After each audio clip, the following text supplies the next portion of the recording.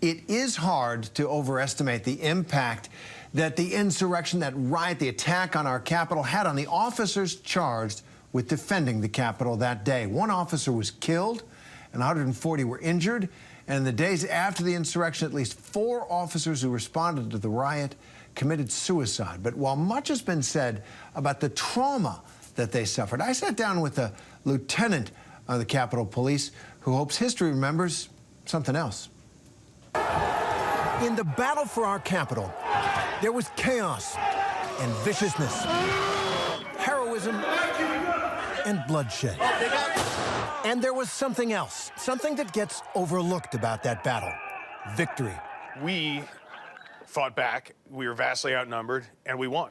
Lieutenant Ted Hopkins is a 20-year veteran of the U.S. Capitol Police, and he'd like to set the story straight.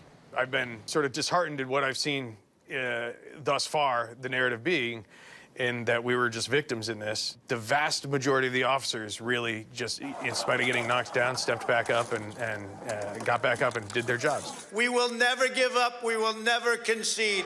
On January 6th, as a defiant President Trump whipped up his supporters, Lieutenant Hopkins was heading into work for what he thought would be a routine day. You serve the people! But he quickly learned that the Trump crowd was transforming into a mob.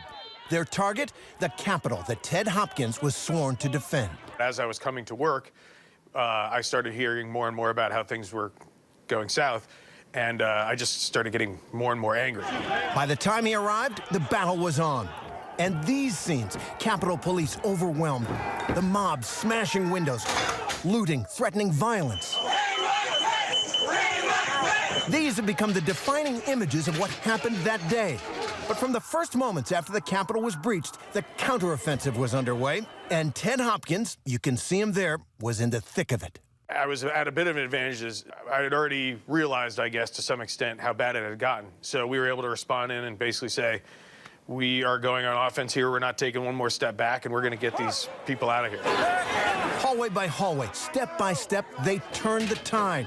There were many heroes that day. Officer Eugene Goodman running towards the fray. You can see Officer Goodman running to respond to the initial breach. Officer Goodman passes Senator Mitt Romney and directs him to turn around in order to get to safety.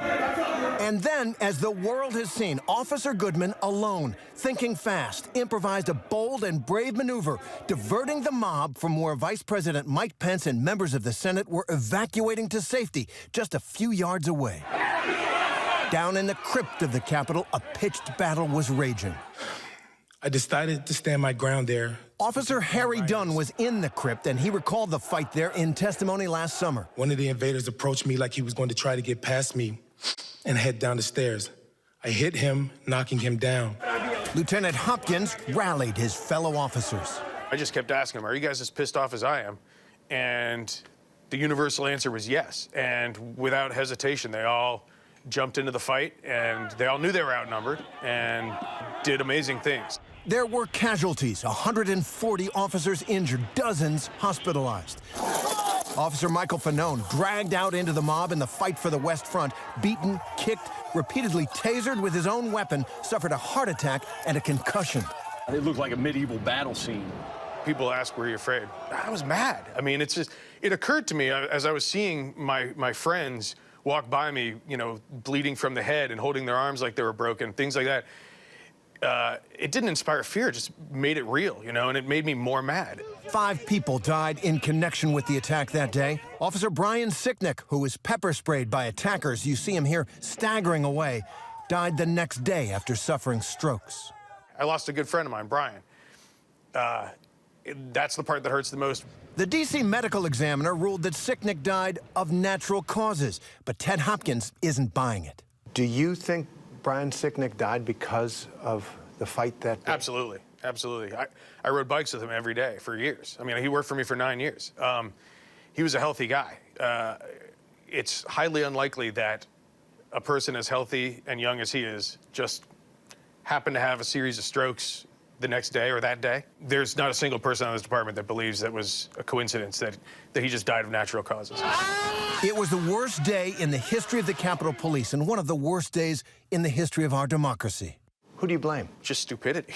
I blame just I mean, I had no idea that there was an actual cult out there that had tricked people into. I mean, I'd heard of it, but didn't know there was an actual cult.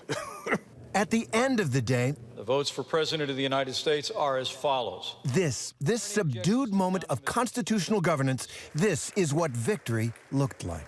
Joseph R. Biden, Jr. of the state of Delaware has received 306 votes. Donald J. Trump of the state of Florida has received 232 votes. What will you tell your grandchildren about that day? We won. Not only did we push them out of the building and get the Capitol back, but the legislators 100% safe, and were able to come back and do their jobs later that night. So it's a point of pride. A point of pride, and justifiably.